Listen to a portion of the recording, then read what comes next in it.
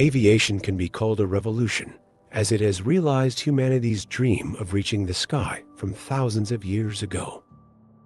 Along this path of formation and development, the aviation industry has witnessed numerous great and astonishing achievements. But alongside these, there have also been many unimaginable crimes, hijackings, terrorism, ransom threats. These have all happened. The vast majority of hijackers met unfortunate endings. They were either eliminated or ended up in prison. Simply put, they couldn't stay in the sky forever, and they easily fell into the trap of security forces as soon as the plane landed. However, half a century ago, there was an exception. A man with $200,000 jumped into the vast night sky, and to this day, he remains missing. In fact, he became a legendary mystery that has never been solved for decades. And do you know what? He is the only hijacker in history who has never been caught. His name was Dan Cooper, or also known as D.B. Cooper. Who was he? Why did he commit this crime? How did he escape? Why, for decades, has the whereabouts of Dan Cooper been an unsolved mystery haunting FBI investigators?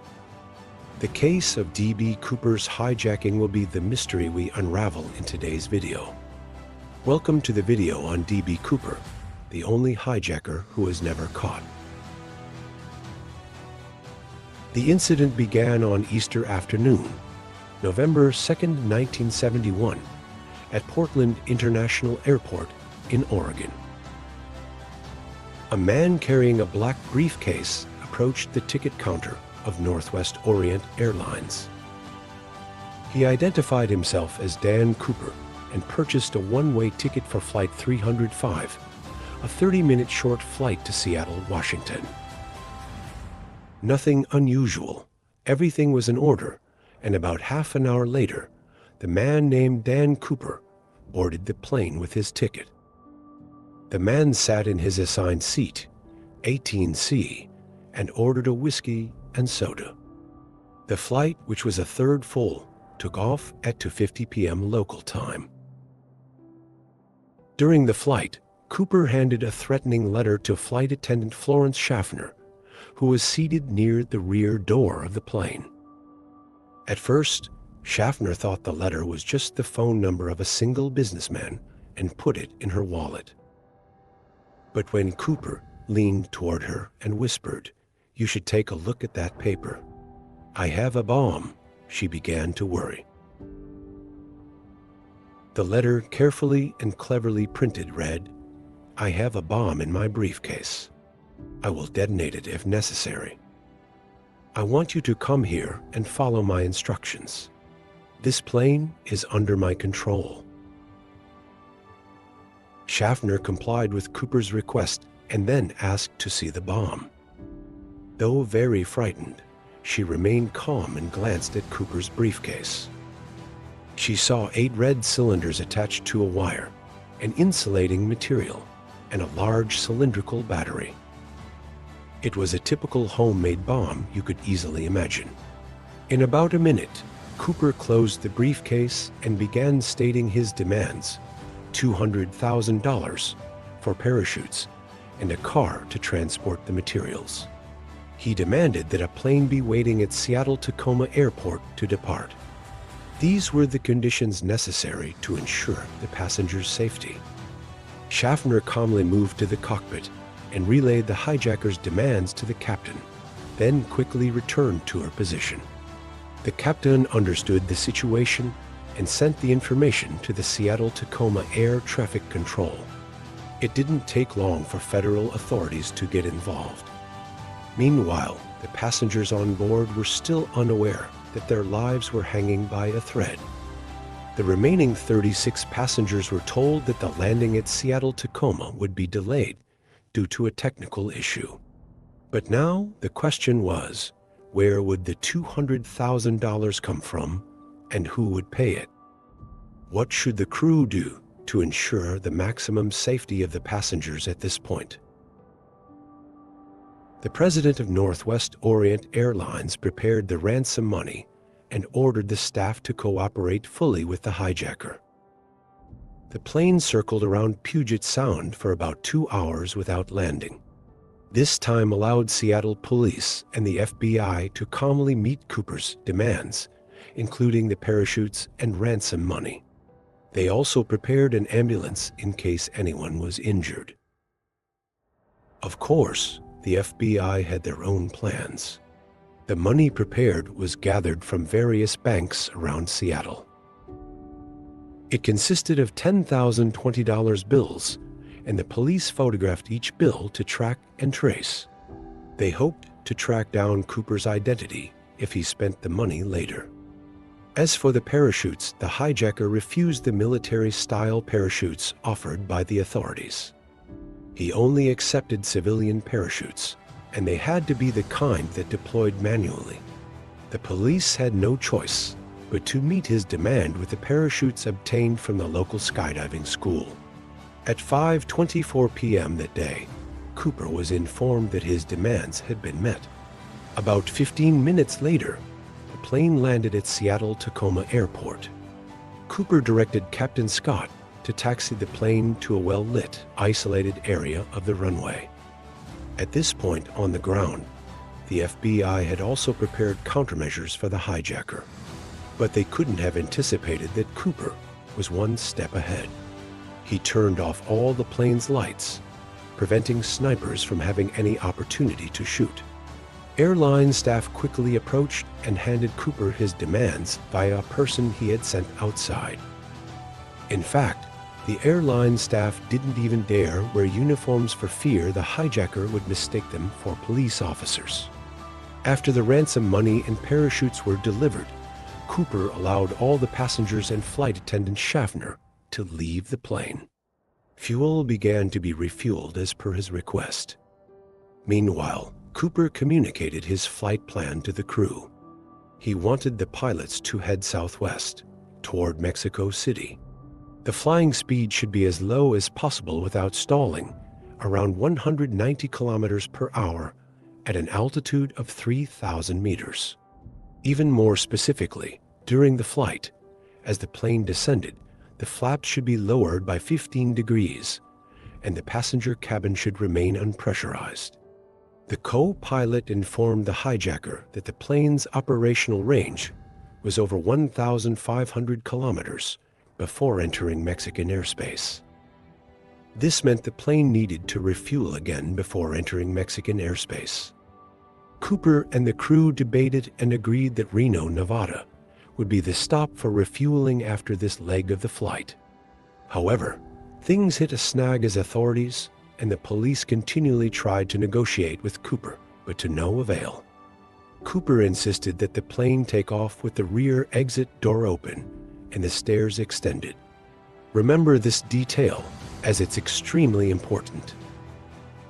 As the fuel was being topped off, at around 7:40 p.m., the Boeing 727 took off with Cooper and a few remaining crew members aboard. 2 F-106 fighter jets took off from McChord Air Force Base, following the civilian aircraft. The fighter jets flew parallel to the civilian aircraft, out of Cooper's sight. Additionally, a Lockheed T-33 trainer plane, diverted from an air patrol mission, also began to follow the Boeing 727. The civilian plane was tracked until its fuel reached a low level, near the Oregon-California border. After reaching the desired altitude and speed, the plane stabilized. Cooper ordered all crew members into the cockpit, leaving him alone in the passenger cabin. The rear exit door remained open, and the stairs stayed extended. At this point, the crew members from the cockpit saw the hijacker wearing something around his body. Around 8:00 p.m., the warning lights in the cockpit indicated that the rear stairs had been activated. The crew's request for assistance via the plane's communication system was abruptly rejected by the hijacker in silence. At around 8:13 p.m., the tail of the plane began to experience sudden upward movements. If the plane continued to fly slowly with the rear door open and the stairs lowered, it would be very dangerous. They had to retract the flaps to balance the aircraft. At 10:15 p.m., the plane arrived in Reno, Nevada, for the next refueling. The plane landed with the rear stairs still deployed. Numerous FBI agents, federal marshals, the deputy sheriff, and local police surrounded the plane. At that time, it was still unclear whether Cooper was still on the plane. It didn't take long for them to rush in, secure the area, and try to apprehend the hijacker. But by then, he had vanished. What did he do, and why did he do it? What should we do to find him? A massive investigation was officially launched with one goal: to capture Dan Cooper. Inside the plane, FBI agents recovered 66 fingerprints, including the black tie Cooper wore and 2 of the 4 parachutes. One of the parachutes had been cut in half, and other traces in the plane were also collected. Witnesses from Portland, Seattle, and Reno, along with everyone who had interacted with Cooper, were all questioned. Many sketches were drawn based on witness descriptions. Witnesses described him as a man around 40 years old, standing between 5'10" and 5'11". He wore a flight jacket, a black suit, a white collared shirt with crisp pleats, and a black tie. Through many testimonies, the police were finally able to create a basic sketch of the criminal. Local police and FBI agents immediately began searching for suspects. One of the first suspects was a man from Orange with a minimal criminal record, named D.P. Cooper. This document was found by Portland police and drew attention because it had the name Cooper, just like the hijacker's alias. It was possible that the hijacker had used his real identity to hijack the plane, or he may have just used the name Cooper during his crimes. But clearly, this man could not be Dan Cooper. His connection to the hijacker was quickly ruled out. However, the name D.P. Cooper quickly spread through the media and became famous, albeit unintentionally. Now, there was an important question that needed to be answered. Where is the hijacker? We don't know when Cooper left the plane. Therefore, it's very difficult to pinpoint where he landed after jumping. Furthermore, even the slightest difference in speed or environmental conditions during the flight could have altered his landing plan. An important variable was the time Cooper spent free falling before deploying his parachute. If he needed to deploy the parachute successfully. Neither of the 2 U.S. Air Force planes detected anything falling from the plane when they observed with the naked eye or on radar. They didn't see the parachute canopy open either. But at night, with limited visibility and clouds obscuring the sky and no light sources, someone free falling below wearing black could easily go unnoticed. The pilot of the T-33 never saw the 727 throughout the journey due to the difficult conditions, even though they were ordered to follow. An experiment to simulate Cooper's hijacking on the same flight path was conducted by Captain Scott. FBI agents dropped a 91 kilograms dummy, resembling Cooper's description, from the open plane door. Based on the experiment, it was concluded that around 8:13 p.m. was likely the time Cooper jumped from the plane. At that time, the plane was flying over the Lewis River in southwestern Washington state. Therefore, he may have landed south of Mount St. Helens, a few kilometers from Ariel, Washington, near Merwin Lake. This lake is a man-made reservoir formed by a dam on the Lewis River. Search efforts quickly focused on this identified area. FBI agents and sheriff's deputies from local departments searched by helicopter and on the ground. They knocked on doors for questioning and searched the area, but to no avail. Other search teams patrolled by boat on Merwin Lake and Yeon Lake, along with nearby reservoirs. But no trace of Cooper or any items that were thought to have left the plane with the hijacker were found. In early 1972, right after the thaw. FBI agents, with the help of about 200 soldiers from Lewis Army Base, along with Air Force personnel, Border Patrol, and volunteers, conducted another ground search. The search lasted nearly 30 days, but nothing was found. Gradually, the search operation grew and became one of the largest and most extensive searches in U.S. history.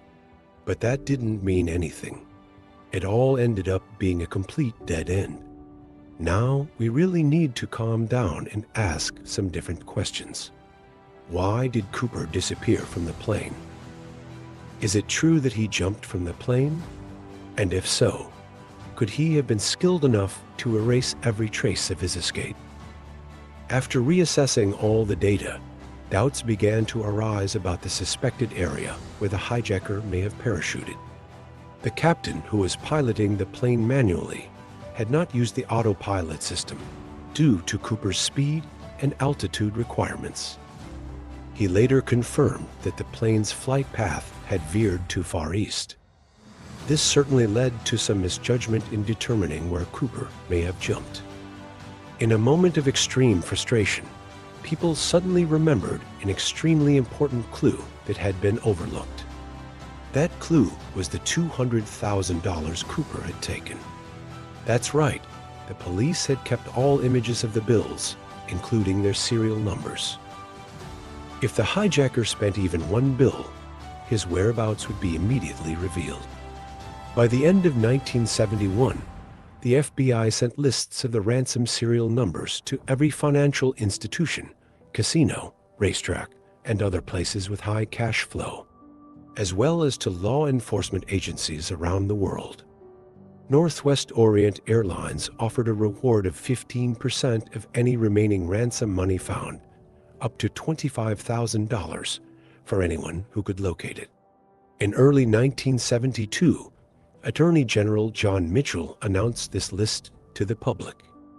Later that year, two men used counterfeit $20 bills printed with the same serial numbers from Cooper's ransom money to swindle $30,000 from a news reporter.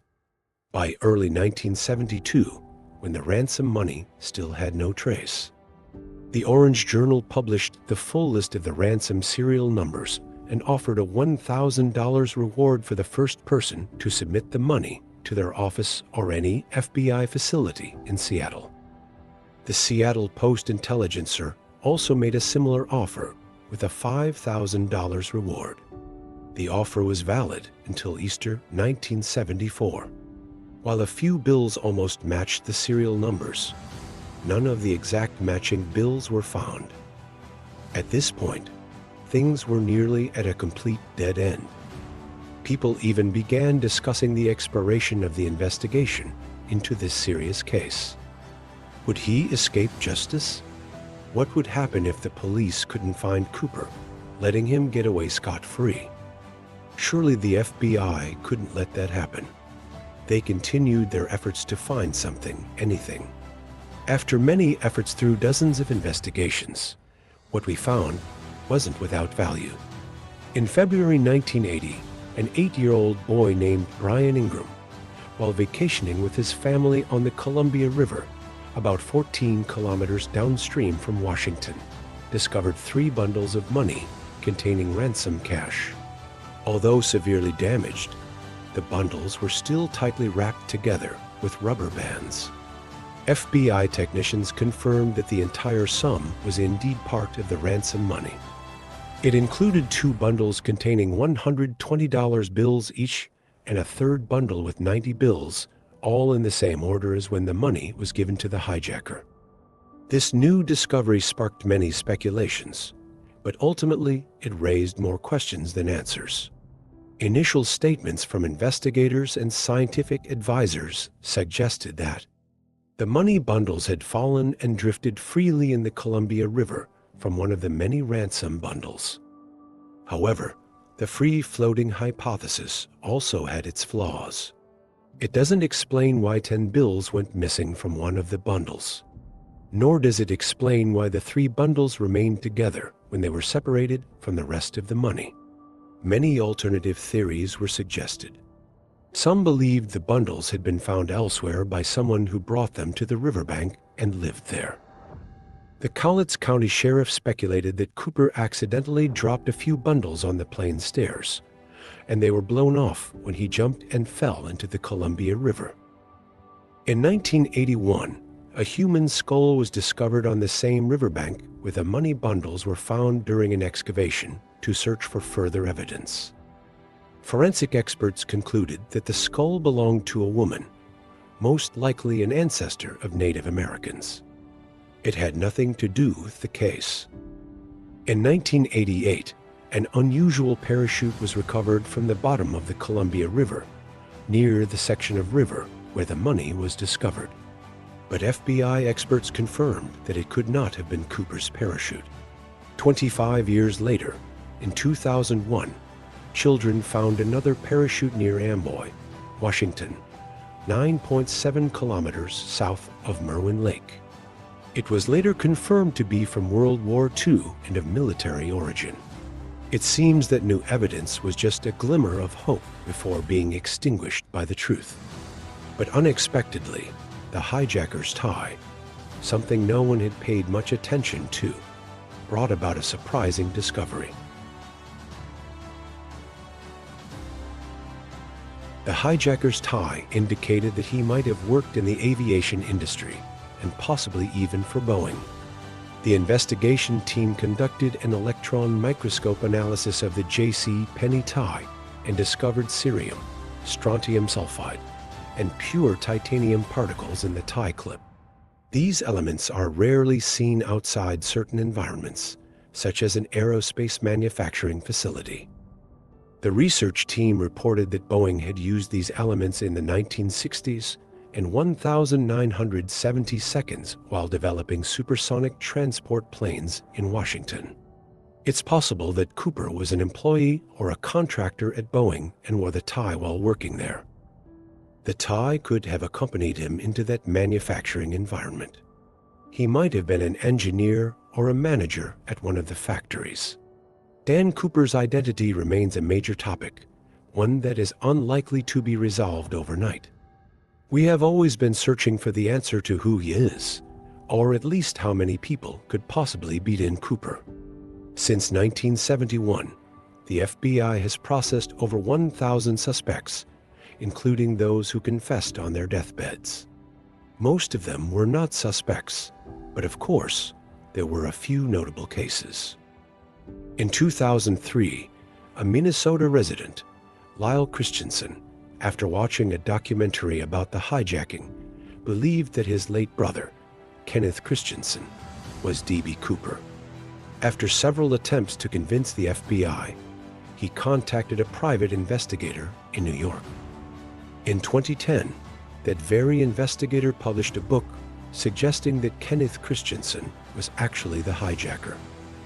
At the beginning of 2011, an episode of the history series Bronades summarized the circumstantial evidence linking Kenneth Christensen to the Cooper hijacking.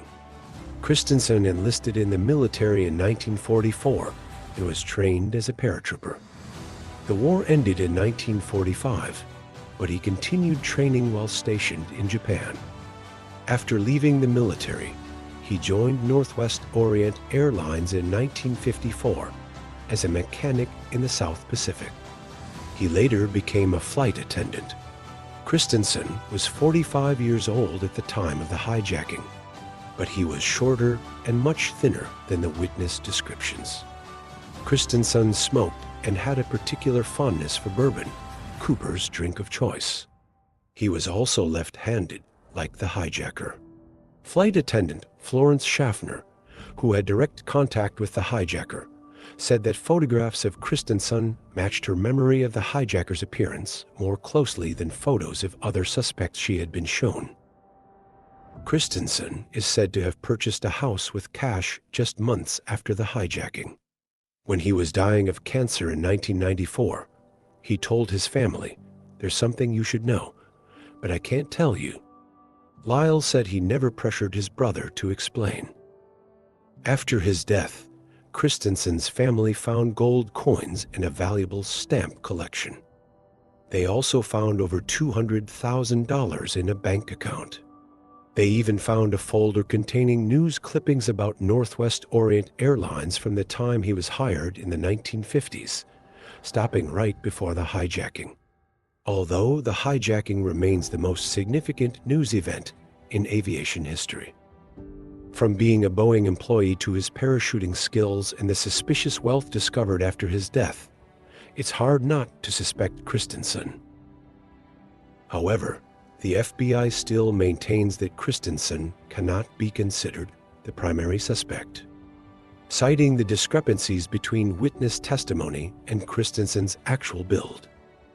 Additionally, his parachuting skills were considered to be higher than what the FBI had anticipated. And of course, among the thousands of suspects, there are still other very strange cases. Here you are seeing William Pratt Gossett, our second suspect. William Pratt Gossett was a Marine Corps veteran with military experience, including advanced parachute training and wilderness survival. After being discharged in May 1973, he taught military law at Weber State University in Ogden, Utah. Gossett was widely known to be obsessed with Cooper's weapon. He had accumulated a massive collection of articles related to Cooper over the years. He once told one of his wives that he knew enough about the case to write D.B. Cooper's epitaph. Photographs of Gossett taken around 1971 closely resembled the most widely circulated composite sketch of Cooper. According to an attorney who collected information about Gossett, he showed his sons the keys to a safe deposit box in Vancouver, Richmond, where the long-missing ransom money was kept. Gossett's eldest son said that his father, a gambling addict always short on cash, showed him some of the money just before Christmas 1971, a few weeks after Cooper's hijacking. He speculated that Gossett had gambled the money in Las Vegas.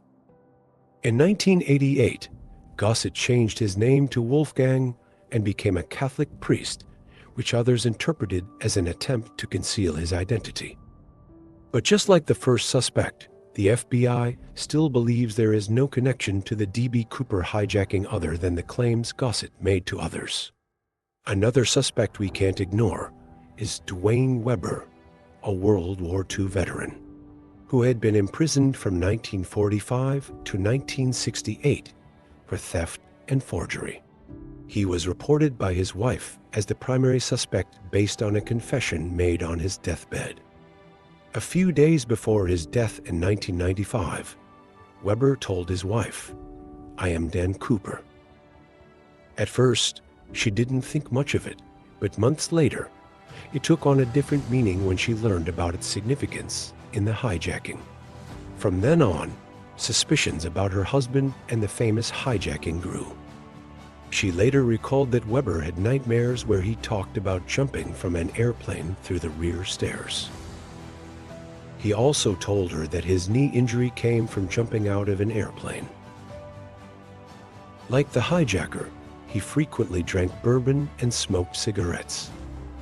Other circumstantial evidence included a trip to Seattle and the Columbia River in 1979. During this trip, Weber walked alone along the riverbank, and 4 months later, a boy named Brian Ingram discovered the money previously mentioned. After many years, the FBI ruled out Weber as a suspect in July 1998, when his fingerprints didn't match any collected from the hijacked plane. No direct evidence linking him to the crime was found either. His DNA didn't match the samples taken from Cooper's tie either. Although the FBI acknowledged they couldn't be certain that the organic traces on the tie came from Cooper. All the suspects had aspects that were both right and wrong concerning Dan Cooper. Nevertheless, they remain among the influential suspects to this day. But do you know why the Dan Cooper case is more special than all other hijacking cases? The answer is because it opened a difficult and challenging era for the aviation industry. Cooper's hijacking marked the end of air travel without supervision or thorough passenger checks. Although the federal Sky Marshal program had been initiated the previous year, 31 hijackings were carried out in U.S. airspace in 1972, 19 of which were specifically for extortion. In 15 of the extortion cases, hijackers also demanded parachutes. By early 1973, airlines began requiring all passengers and their luggage to be searched. In contrast to 31 hijackings in 1972, only 2 occurred in 1973 after stringent passenger screening was implemented. Both were carried out by mentally unstable individuals, one of whom planned to crash a plane into the White House to assassinate President Nixon. In 2016, the FBI decided to close the case of the bold hijacking carried out by the hijacker known as D.B. Cooper. After nearly half a century of investigation with no breakthroughs, the case was officially closed, marking D.B. Cooper's hijacking as one of the greatest unsolved mysteries in America. It also remains a stain in the proud history of America's leading investigative agency, the FBI. Do you think this is the most mysterious case of all time? Among the suspects mentioned, is there anyone who might actually be D.B. Cooper? Has he vanished from this world, or is there another suspect we've overlooked? Please leave your thoughts in the comments below the video for us to discuss. Goodbye, and see you in the next videos. Wishing you a great day with your family.